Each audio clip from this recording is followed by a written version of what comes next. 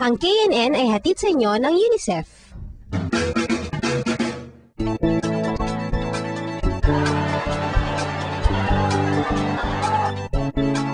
Ang susunod na report ay tungkol sa isang kurso na delikado raw. Pero marami pa rin kumukuha ng kursong ito. Siguro kasi nila na napapansin na mapanganib din yung ganitong trabaho. Tanong natin sila. Ano sa tingin nyo ang mga trabaho na mapanganib? Para sa akin, yung mga courses na related sa politics, kagaya ng political science, tapos public administration. Sa military, kapag yung mga graduates noon, yung mga nagiging sundalo ng Pilipinas, kaya dun pa lang, malalaman mo na at least na yung buhay nila. Kayo, sa tingin nyo, anong pang trabaho ang mapanganib? Sa amin po, lawyer. Kasi po, nakakatanggap po sila ng mga death threats, lalo na po pag yung kalaban po ng dinedefend nila ay may mataas na katungkulan. Okay. Pagiging police. As we all know, sila yung isa sa may pinakamahihirap na trabaho. And duty nila na protektahan ang bawat tao. So, kailangan nilang minsan ibuwi sa kanilang buhay. Isa po para sa akin yung mga pinaka-risky na trabaho is yung pagiging field reporter na kumukuha ng personal journalism. Kasi minsan kapag may okasyon, malayo sila sa pamilya nila. And minsan din po sumasabak sila sa trabaho kung saan malayo yung lugar tsaka delikado. Alam niyo, tama si Felice. Alam ba na minsan, delikado rin talaga yung pagiging isang reporter? Sa ulat ng Capiz Bureau, ikukwento sa atin ni Medicine kung bakit gusto niya maging isang broadcaster at kung ano ang mga panganib na inaalala niya.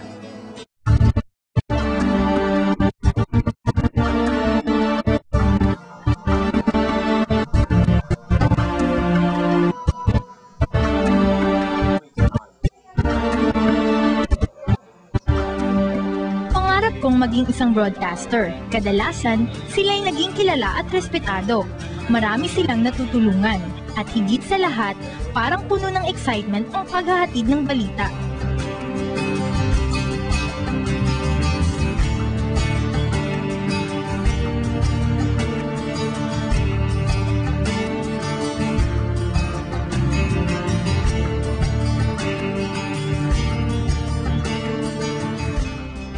Pero delikado rin pala ang trabahong ito. Ayon sa international na mga organisasyon tulad ng Committee for the Protection of Journalists, International Federation of Journalists, at Reporters Without Borders o RSF, ang ating bansa ang pinakamapanganib na lugar sa buong mundo para sa mga nagtatrabaho sa media. Simula 1986 ay mahigit 69 mamamahayag na sa telebisyon, radyo at dyaryo ang pinatay sa bansa. At dito sa amin sa Western Visayas, 5 mamamahayag na ang pinatay. Ang iba naman ay nagiging biktima ng harassment tulad ng pagbabasabog ng grenada, panunutok ng baril, panghahampas at pananakot. Kasabay ng mga pagpatay o pananakit sa mga media men, napansin kong marami sa kanila ang unting-unting nag-iiba ng trabaho. Ang iba ay pumasok sa politika, naging empleyado ng gobyerno, nagturo, nagtayo ng negosyo o nag-abroad. Nagkataon lang ba ang kanilang paglipat sa ibang trabaho? O naapektuhan na rin sila ng mga karahasang nangyayari sa kanilang mga kasamahan? Iba-iba ang dahilang ibinigay ng mga nakausap kong dating broadcaster dito sa amin. Una kong nakausap si Kenneth Tipon. 13 taon siyang broadcaster ng Bombo Radio bago naging information officer ng Capiz Electric Cooperative. There is no relation why I resigned from our network. It's because of that I am being threatened. No. It's more of a personal development and personal issue. Iba naman ang pananaw ni Jay Lavapiés, dating manager ng isang istasyon ng radyo dito sa Rojas at ngayon guro na. I resigned for personal reasons, and number 2, because of the media situation today. I'm speaking of the situation of the media industry today, which for me is no longer promising. Maraming masasayang kwento ang mga broadcasters na nakilala ko. Pero inaamin nilang ang pagtanggap sa malaking responsibilidad ng pagbabantay ng mga katiwalian sa lipunan ay may kaakibat na sakripisyo. I was once boxed and punched at the mouth and the stomach by some persons that probably does not want my commentary against them. I was harassed physically harassed and verbally harassed by authorities who came to our station's premises without my authorization. Ayon sa record ng National Union of Journalists of the Philippines o NUJP, 23 mamamahayag ang pinatay sa nakalipas na 3 taon. At sa nakaraang 7 buwan ngayong 2005, 6 na ang nakatalang pinatay. May mga tao na hindi makatanggap ng komentaryo. May mga tao din na makatanggap ng komentaryo. Kaya to silence those people in the broadcast industry, the ultimate solution is that you have to kill them. Diba? Kaya naman, mas mabuti pa raw na talikuran na lang ang ganitong propesyon. I can now enjoy life more because I can walk on the street without turning my head right and left, forward and backward. Because I no longer think about people who might kill me or might harass me. So, I am at peace with my life and myself.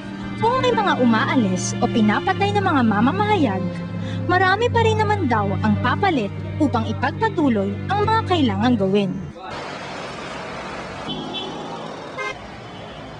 Dito sa West Visayas State University, sa lungsod ng Iloilo, nananatiling maraming mga estudyante ang kumukuha ng kursong Mass Communications. Nadadagdagan pa nga raw, ang dating 2 sections ay naging 4 na sa bawat antas ng kurso. Nakilala ko sina Jelly at Berlin, mga graduating Mass Comm students ng universidad. Kasalukuyan nilang pinag-aaralan ang mga kaso ng media harassment and killing sa buong rehiyon bilang kanilang thesis. Ang goal talaga namin dito is marami pa bang mga Mass Comm students ang magpo-pursue ng media profession after na nalaman nila na maraming cases ng patayan. At ang kanilang natuklasan ay nakaapekto di lamang sa kanilang thesis, kundi pati na rin sa kanilang personal na interes. So doon ko nakita na parang yung mga threats to, hindi pala to sabi-sabi lang. Ito pala to, parang seryoso na pala to. So dahil sa experience na yun, nakita ko na totoo nga pala, delikado nga, risky talaga sa media. So yun yung naging turning point sa akin. Kaya nag-decide ako na parang I'm having my second thoughts in entering media professions after I graduate. Si Jelly naman, tutuloy pa rin daw. If given a chance, I'll do it. Ganun kalakas yung impact sa akin na, wow, this is fun. Like, I didn't thought of the risk, the danger, as long as I'm part of media. Di maitago ng dalawa na maraming nagbago sa kanilang pagkakakilala sa pagtatrabaho sa media. Kaya pag sinabi mong masaya sa media, siguro bata ka pa. Bata ka pa para sabihin yan. Pero pag meron ka ng pamilya, siguro iba nang sasagot mo. Sa bawat nadadagdag sa listahan ng mga pinapatay na mamamahayag, nadadagdagan din ang mga tanong sa gobyerno tungkol sa seguridad at proteksyon ng mga nagtatrabaho sa media. Nabibigyan ba ang lahat ng sapat na sweldo? Natutulungan ba ang mga asosasyon nila sa pagkalat ng impormasyon at mga paalala para sa kanilang kaligtasan? At nabibigyan ba ng hustisya ang mga pinaslang at biktima ng harassment?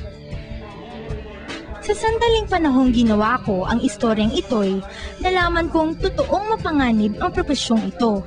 Pero alam nyo, hindi nahigitan ng takot ang kagustuhan kong magtrabaho sa media.